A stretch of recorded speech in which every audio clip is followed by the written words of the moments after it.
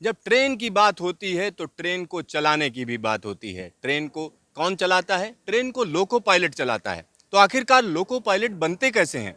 कैसे होती है उनकी ट्रेनिंग? इन सब की जानकारी आपको हम देने के लिए यहाँ पर तुगलकाबाद में आए हुए हैं। यहाँ पर डीजल लोकोमोटिव की ट्रेनिंग दी जाती है। किस तरीके से चलाना है, क्या करना है, ये सारी ट्रेनिंग होती है। और इसके बारे में जानकारी देने के लिए हमारे साथ संजय दहिया जी हैं, जो चीफ लोको इंस्पेक्टर हैं। आइए उन्हीं से बात करते हैं। सर, आपका न्यूज स्टेशन में स्वागत है। Thank you sir.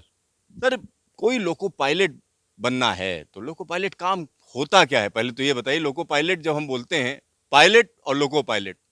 सबसे पहली बात तो लोको पायलट नहीं, हम सबसे पहले जब इनिशियली भर्ती करते हैं तो असिस्टेंट लोको पायलट करते हैं। और डिफरेंट डिफरेंट जोन्स हैं हमारे पे पूरे इंडियन रेलवे में। तो डिफरेंट डिफरेंट जोन से आरआरबीज बनी हुई हैं, रेलवे रिक्रूटमेंट बोर्ड्स बने हुए हैं। उन बोर्ड्स के थ्रू हम रिक्रूट करते हैं। वो एक लंबा प्रोसेस है पूरा कि अप्लाई कर, उसके लिए मिनिमम क्वालिफिकेशन जो है एएलपी के लिए, असिस्टेंट लोको पायलट के लिए आज की डेट में मैट्रिक मिनिमम प्लस आईटीआई होनी चाहिए। अच्छा, मतलब आईटीआई जरूरी है? जरूरी है, यस, कंपलसरी है। कंपलसरी है। तो सर, एक और चीज है, जब कोई भी व्यक्ति एएलपी के लिए अप्लाई करता है, उसकी उम्र क्या होती है? उम्र मिनिमम 18 ईयर्स होनी चाहिए।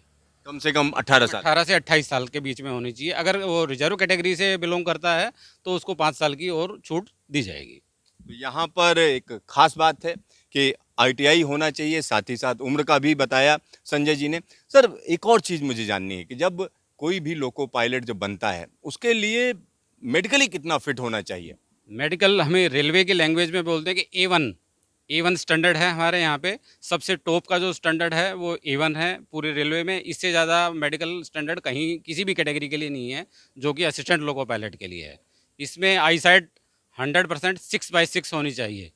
और बाकी कोई भी किसी भी तरह की कोई बीमारी नहीं होनी चाहिए। वही चश्मा बिल्कुल नहीं लगा होना चाहिए। अगर चश्मा लगा हुआ है तो वो एलपी के लिए अनफिट है, वो भर्ती नहीं हो सकता, लोको पायलट नहीं बन सकता। अच्छा, एक बार आप लोको पायलट बन गए, उसके बाद में जो चश्मा लग गया? हाँ, उसके बाद फर्स्ट 45 साल की एज तक हर 4-4 साल बाद में मेडिकल रेगुलर पीरियडिकल होता रहता है। अगर फर्स्ट मेडिकल में चश्मा लग जाता है तो वो अलाउड है, उसमें कोई प्रॉब्लम बाद में नहीं आती है। अच्छा, कोई व्यक्ति मान लिया बन गया लोको पायलट, क्या साइकोलॉजिकल भी कोई टेस्ट होते हैं? आरआरबी से रिक्रूटमेंट होने के बाद 2 टेस्ट होते हैं। उन टेस्ट होने के बाद में पहले साइकोलॉजिकल टेस्ट पास करना पड़ता है, वो भी एक प्रोसेस है। बिना साइकोलॉजिकल टेस्ट के एएलपी नहीं बन सकता, कंपलसरी है वो। अच्छा, कोई लोको पायलट है तो उसकी क्या लंबाई की भी कोई बाइंडिंग होती है? नहीं, लंबाई चौड़ाई की ऐसी कोई नहीं है बाइंडिंग। लेडीज़ भी आ सकती हैं, जेंट्स भी आ सकता है, कोई भी किसी तरह से आ सकता है। इसमें हाइट की कोई ऐसी कोई रूल नहीं है। मतलब जेंडर बायस कुछ भी नहीं है? नहीं, कोई नहीं है। अच्छा, एक और चीज मैं जानना चाह रहा था संजय जी, जब लोको पायलट बन गया, यानी एक बार नाम आ गया उसका, और ट्रेनिंग होनी है, तो कितने दिनों की ट्रेनिंग होती है, क्या क्या होता है? ट्रेनिंग अभी थोड़े थोड़े कुछ टाइम से कम कर दी है, तो अभी 27 दिन का एक ट्रैक्शन का ट्रेनिंग है। एक ट्रैक्शन का मतलब है या तो वो loco pilot assistant loco pilot electric का बनेगा या डीजल का। तो 27 दिन की उसकी ट्रैक्शन की ट्रेनिंग है, मतलब इलेक्ट्रिक या डीजल की। और 27 ही दिन की उसकी ट्रैफिक, जो कि हमारे जोनल ट्रेनिंग स्कूल एक चंदोसी में है, वहाँ पे ट्रैफिक की ट्रेनिंग होती है। इन दोनों को ट्रेनिंग को मिलाकर और टोटल ट्रेनिंग 6 महीने की है। मतलब 6 महीने की ट्रेनिंग उसके होती है बाद मशीन पर? वो, हाँ, उसके बाद वो लोको लाइन वो असिस्टेंट लोको पायलट लाइन पे चलने के लिए रेडी हो जाता है, अगर सारी अपनी ट्रेनिंग वो सक्सेसफुली कंप्लीट कर लेता है और पास हो जाता है तो। अच्छा, पास हो गया, उसके बाद जो है उसको लोको दे दिया गया। पहला लोको उसको कौन सा लोको दिया जाता है? मान लिया हम डीजल वाले लोको पायलट हैं, तो हाँ, हमको पहला जो है लोको कौन सा पकड़ाया जाएगा? पहले लोको उसको डीजल लोको ही दिया जाएगा। जैसे कि अगर वो डीजल में पोस्टिंग होती है उसकी, तो पहले सबसे पहले उसकी टर्न गुड्स ट्रेन में बुकिंग होगी। डायरेक्ट उसको मेल एक्सप्रेस ट्रेन पे नहीं लगाया जाएगा। तो इसके पीछे क्या कारण होता है कि आप पहले मालगाड़ी देते हैं उसे? क्योंकि गुड्स ट्रेन में थोड़ा सा कम एक्सपीरियंस भी बंदा होगा वो चल जाएगा, लेकिन मेल एक्सप्रेस क्योंकि हमारी बहुत ही सेंसिटिव और सेफ्टी की कैटेगरी होने की वजह से उसको हम सबसे पहले टॉप प्रायोरिटी पे लेते हैं, इसलिए वहाँ पे एक्सपीरियंस ही बंदे लगाते हैं। और प्रमोशन का भी हमारा यही चैनल है। असिस्टेंट लोको पायलट से वो लोको पायलट सेंटर बनेगा, लोको पायलट सेंटर से फिर लोको पायलट का गुड्स का बनेगा, गुड्स के बाद फिर पैसेंजर ट्रेन का लोको पायलट बनेगा, और उसके बाद लास्ट में वो फिर मेल एक्सप्रेस का लोको पायलट बनता है। और मेल एक्सप्रेस के बाद भी फिर वो शताब्दी और राजधानी के लिए प्रमोट होता है। मतलब शताब्दी राजधानी जो लोको पायलट ये चलाते हैं वो सबसे सीनियर होते हैं? सबसे सीनियर मोस्ट रहेगा, वही शताब्दी एक्सप्रेस चलाएगा। सर, एक और चीज है, कोई लोको पायलट बन गया, ठीक है, बन गए हम लोको पायलट। उसके बाद हमारा करियर प्रोग्रेशन क्या है? मतलब हम कैसे जो है ये कहें कि हमारी जो सीनियरिटी, एक तो हो गया कि हम शताब्दी चलाने लगे, पैसे के मामले में क्या होता है? दूसरा क्या है कि हम क्या गस्टेड ऑफिसर बन सकते हैं उसके बाद? यस, बिल्कुल बन सकते हैं। लोको पायलट में कैरियर बहुत अच्छा है। अगर कोई इंटेलिजेंट है और उसकी एजुकेशन अच्छी है और वो एग्ज़ाम अगर पास कर सकता है तो मैक्सिमम वो डिप्टी सीएमई मतलब सीनियर डीएमई रैंक तक तो आराम से जा सकता है। और हमारे साथी लोग कुछ गए भी हैं, ऐसा नहीं है कि, लेकिन ये है कि मेहनत थोड़ा सा करना पड़ेगा आपको। आप सीनियर डीएमई रैंक तक आराम से जा सकते हैं। तो ये तो बात हो गई कितना जो है आप ऊपर तक जा सकते हैं। लेकिन जब लोको पायलट की बात होती है तो उसके जो काम करने का जो तरीका है, कितनी टफनेस है उसमें? हाँ, टफनेस तो है। ये है कि घर से बाहर रहना पड़ता है थोड़ा सा, ये है प्रॉब्लम। बाकी ये है कि छुट्टियों की थोड़ी सी प्रॉब्लम रहती है, क्योंकि स्पेशल फेस्टिवल पे ही हमें छुट्टियां चाहिए होती हैं और फेस्टिवल पे ही पब्लिक की डिमांड रहती है कि स्पेशल ट्रेन चलाओ, स्पेशल ट्रेन चलाओ। तो हमारे लोको पायलट्स की और ज़्यादा गाड़ियाँ चल जाती हैं, इस वजह से उसको छुट्टी लेने में थोड़ी सी परेशानी आती है। सर, वर्किंग आवर्स की अगर हम बात करें तो किस तरीके के वर्किंग आवर्स होते हैं? वर्किंग आवर्स की बात करें तो गुड्स ट्रेन की हमारी वर्किंग जो है वो मैक्सिमम 10 आवर्स की है। लेकिन मेल एक्सप्रेस में तो हमारे लिंक बने हुए हैं। लिंक का मतलब है कि 5-6 घंटे में आपकी ड्यूटी फिनिश हो जाएगी। दिल्ली से लेके मान लो आपको कानपुर जाना है तो आप 5-6 घंटे में पहुंच जाएंगे, 6 घंटे में। तो मेल एक्सप्रेस में तो 8 घंटे की भी ड्यूटी नहीं होती है। बट गुड्स ट्रेन में कभी कभार बंचिंग हो जाती है, गाड़ियाँ ज़्यादा सेक्शन में हो जाती हैं, तो उस वजह से कभी कभार ड्यूटी ज़्यादा हो जाती है।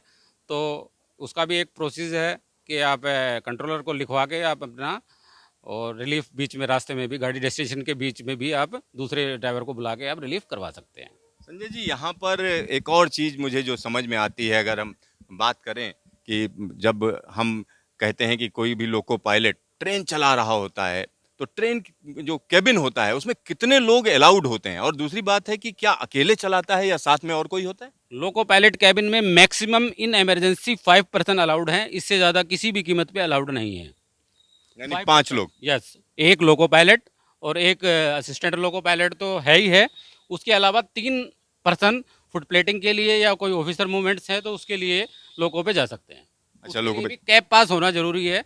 उस जो भी आदमी कैब में परमिट कर रहा है उसके पास कैब की अथॉरिटी होनी चाहिए कि हाँ ये कैब के लिए परमिट है। अच्छा, यहाँ पर हम डीजल सिमुलेटर प्रशिक्षण केंद्र आ गए हैं और आप देख सकते हैं कि कब इसका उद्घाटन किया गया था। अप्रैल 1995 को इसका उद्घाटन हुआ था। तो यहाँ पर जो अंदर जो मशीन है जिस पर ट्रेनिंग दी जाती है, किस तरीके की मशीन है? वो बिल्कुल एकदम जैसे लोकोमोटिव लाइव लाइन पे चलता है उसी तरह का फाल्स सिमुलेटर बना रखा है हमने यहाँ पे, कि बिल्कुल वही फीलिंग आए, जिससे कि हम ड्राइवर की टेक्निक को सुधार सकें। जिस तरह से ड्राइवर गाड़ी वहाँ लाइन पे चलाता है उसी तरह यहाँ लाइन पे चलाई जाए, और उसकी टेक्निक को कि कितनी दूर से ब्रेकिंग करनी है, कहाँ ग्रेडियंट है तो कहाँ उसको नोचअप करना है, कहाँ थ्रोटल ऑफ करना है, ये सभी चीज़ें। और साथ में ट्रबल शूटिंग डाल के भी हम इसको थोड़ा सा इम्प्रूव करते हैं। तो यहाँ पर संजय जी बता रहे हैं कि इसके अंदर जो ट्रेनिंग होती है वो ट्रेनिंग इसी तरीके की है जैसे कि आप मेन लाइन पर गाड़ी चला रहे हों। तो यहाँ हम अंदर आ चुके हैं और ये पुराना सिमुलेटर है और यहाँ पर आप देख सकते हैं कि ये नॉर्दर्न रेलवे का हम कह सकते हैं सबसे बड़ा जो है ट्रेनिंग सेंटर है। सबसे पुराना ट्रेनिंग सेंटर है। यहाँ पे डिफरेंट टाइप की ट्रेनिंग होती है। मैनेजमेंट डेवलपमेंट प्रोग्राम, यहाँ पे एमडीपी के कोर्स होते हैं, विजिलेंस इंस्पेक्टर्स के यहाँ रिफ्रेशर कोर्स होते हैं, एमी जो बनते हैं ऑफिसर्स की प्री कोचिंग क्लासेज होती हैं, और लोको पायलट की तो सभी लोगों की यहाँ पे सिमुलेटर की ट्रेनिंग होती है। तो सभी लोगों की ट्रेनिंग होती है और यहाँ पर एक और चीज़ देख सकते हैं आप, पुरानी तस्वीरें भी यहाँ पर देख सकते हैं कि किस तरीके से यहाँ अलग अलग जो फंक्शंस होते हैं, खास तौर पर जो ट्रेनिंग की जो चीज़ें हैं उनके बारे में यहाँ पर जानकारी दी हुई है। सर, यहाँ पर प्रिंसिपल साहब हैं हमारे राहुल भारती जी, ये 2012 बैच के आईआरएस में हैं, और उसके साथ ही ये लगे हुए हैं, आप देख रहे हैं, आप सभी इंस्ट्रक्टर्स की फैकल्टी के नाम और नंबर लिखे हुए हैं। सभी यहाँ पर एजुकेटेड और काफ़ी हाई क्वालिफाइड इंस्ट्रक्टर लगा के रखे हुए हैं ट्रेनिंग स्कूल में। अच्छा, यहाँ ट्रेनिंग जो देने लोग आते हैं तो वो उनकी क्या क्वालिफिकेशन होती है? मैं ट्रेनर हूँ तो मैं ट्रेनर कैसे बन सकता हूँ यहाँ पर? ट्रेनर बनने के लिए एक एग्ज़ाम होता है, वो मिनिमम एक लोको इंस्पेक्टर रैंक का तो होना ही चाहिए, जो कि एएलपी से आता है। बाकी जो अदर ट्रेनिंग्स हैं, एमडीपी के कोर्स हैं जिस तरह से, या जो विजिलेंस इंस्पेक्टर्स के रैंक के जो कोर्सेज यहाँ पे चलते हैं, उनके लिए रेलवे बोर्ड से बड़े बड़े अधिकारी, हेडक्वार्टर से बड़े बड़े अधिकारी आते हैं, वो फैकल्टी वो लोग लेक्चर लेते हैं फिर। सर एक और आखिरी सवाल मैं जानना चाह रहा था, जब कोई भी व्यक्ति लोको पायलट बन गया, पैसेंजर ट्रेन लेके जा रहा है, तो ये कैसे इंश्योर किया जाता है, कहीं ऐसा तो नहीं शराब पिए बैठा हो, कहीं भांग खा के बैठा हो, तो ये कैसे इंश्योर करते हैं? जब भी ड्राइवर अपनी ड्यूटी के लिए आता है, जैसे ही वो साइन ऑन करता है, साइन ऑन का मतलब है कि उसने साइन कर दिया कि हाँ मैं इस ड्यूटी के लिए आ गया हूँ, तो वहाँ पे उसका एक ब्रेथलाइजिंग टेस्ट होता है। तो उस ब्रेथलाइजिंग टेस्ट में यही चेक किया जाता है, हर लोको पायलट का कंपलसरी होता है और उसकी बुक में लिखा जाता है कि इसने बिल्कुल भी दारू किसी भी तरह की कोई भी नशा नहीं कर रखा है। ब्रेथलाइजिंग टेस्ट कंपलसरी है, उसके बगैर बुकिंग नहीं होती है। अगर कोई ब्रेथलाइजिंग टेस्ट में पॉजिटिव पाया जाता है तो उसको घर वापस भेज दिया जाता है, उसको गाड़ी चलाने के लिए परमिट नहीं किया जाता। ये एक बड़ी चीज है। सर एक और चीज बताइए, मैंने सुना है सिग्नल का बड़ा इंपॉर्टेंस होता है आप लोगों की लाइफ में, जब आप ट्रेन चलाते हो कोई सिग्नल नहीं क्रॉस करना चाहिए, गलत सिग्नल नहीं पार कर जाएं, और उसको हम कह सकते हैं पेनलाइज भी किया जाता है अगर ऐसा कुछ होता है, तो इसको लेकर क्या नियम है? सबसे ज़्यादा पनिशमेंट जो लोको पायलट के लिए है वो सिग्नल ओवर शूटिंग का ही है। इसके अलावा अगर कोई भी दुर्घटना, गंभीर दुर्घटना भी हो जाती है तो उसको इतना ज़्यादा पनिशमेंट नहीं मिलता है। लेकिन अगर सिग्नल पास कर दिया तो उसका मतलब breach of rest, breach of allowance, इसने रूल्स को उल्लंघन किया है। और सिग्नल पासिंग में मैक्सिमम पनिशमेंट जो है वो रिमूव फ्रॉम सर्विस है, या फिर डिसमिस फ्रॉम सर्विस भी किया जा सकता है। मतलब बड़ा कठिन काम है। बहुत बहुत कठिन काम है, सिग्नल पास करना बहुत कठिन परिस्थिति में दिक्कत में आ सकता है लोको पायलट। सर एक आखिरी सवाल, जब ट्रेन चलती है तो ट्रेन में लोगों को लगता है कि जैसे हम कार चलाते हैं, जिधर मन किया उधर घुमा सकते हैं, तो अगर हम बात करें एक लोको पायलट की, आप लोको इंस्पेक्टर हो, हम आपसे जानना चाहें कि क्या ये पॉसिबल है कि अपने मन से चलेगा? नहीं, लोको पायलट के मन से नहीं चलेगा। एक्चुअल में गाड़ी जो चलाने का तरीका है, एक हमारा कंट्रोल ऑफिस है नई दिल्ली में, जैसे दिल्ली डिवीज़न की अगर बात करें हम, तो वो कंट्रोलर स्टेशन मास्टर के थ्रू कनेक्ट रहता है हमेशा, और स्टेशन मास्टर ही पॉइंट्स के थ्रू रास्ता बनाता है। रास्ता मतलब कैंची जो क्रॉसिंग होती है उनको जोड़ता और तोड़ता है। तो ये एएसएम के हाथ में होता है कि गाड़ी को किस लाइन पे लेना है और कहाँ लेना है। ये क्या, लोको पायलट इसमें कुछ नहीं कर सकता। लोको पायलट कुछ नहीं कर सकता। आपका ढेर सारा धन्यवाद न्यूज स्टेशन से बातचीत के लिए। Thank you sir. तो ये हमारे साथ संजय दहिया जी थे। संजय दहिया जी बता रहे हैं कि किस तरीके से इम्पोर्टेंस है अगर लोको पायलट की बात करें। लोको पायलट की एक अलग तरीके का क्रेज होता है क्योंकि ट्रेन चलाता है। दूसरी सबसे बड़ी बात यह है उसके ऊपर बड़ी जिम्मेदारी होती है, क्योंकि जिम्मेदारी का काम है, आपके पीछे हजारों पैसेंजर बैठे हुए हैं जो आप पर डिपेंड हैं। दूसरी सबसे बड़ी बात यह है कि जब आप अपने केबिन में होते हैं तो आपको पूरे होशो हवास में होना चाहिए। दूसरी बड़ी बात यह है कि इसको इंश्योर किया जाता है। तीसरी सबसे बड़ी बात यह है कि मेडिकली आप पूरी तरीके से फिट होते हैं। तो लोको पायलट के बारे में तमाम जानकारी संजय जी ने दी, तो उनको हमने धन्यवाद, अपने दर्शकों की तरफ से धन्यवाद। तो देखते रहिए न्यूज स्टेशन, फिर मिलेंगे दोबारा। सिद्धार्थ कैमरामैन हेमंत के साथ, तुगलकाबाद न्यूज स्टेशन।